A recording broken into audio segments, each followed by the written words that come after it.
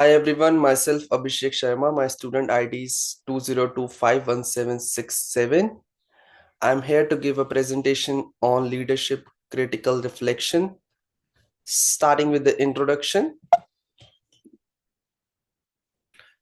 Throughout the course ECE508, my view on early childhood leadership has undergone a major change.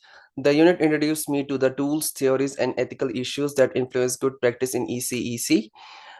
Weekly pre-class materials and in-class discussions help me to not only explore my ideas about leadership critically, but also to gain experience in the skills of communications, collaboration, and change management.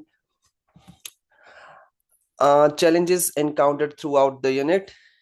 At first, it was hard to go through all the regulations, policies, and frameworks and to understand the impact of such things as EYLF and the National Quality Standard on Leadership Discussion Making on daily basis.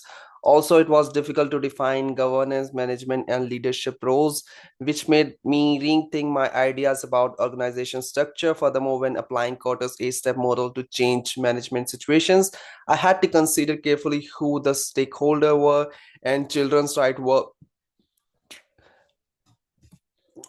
Success and lessons learned.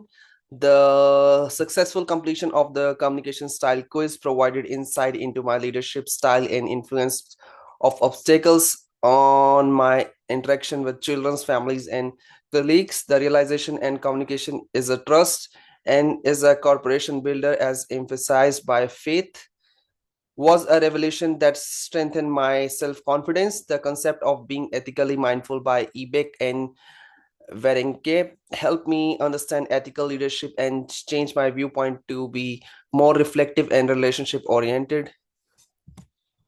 My thinking before the unit, prior to my involvement with ECE508, I considered leadership mainly as a matter of authority attached to certain position. For instance, I considered it something that only responsibility that every educator shared.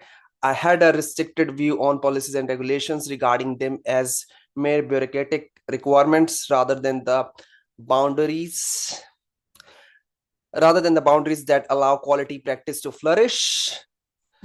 My thinking after the unit, my understanding of leadership has been expanded to include my ideas of intentional leadership as described by Vankere, which is to act with purpose, to do so ethically, and to be courageous while working together with other towards the same goals. I am aware that leadership is determined by the context of situations, the relationship between the people involved, and the active participation of whole team with their very skills and knowledge.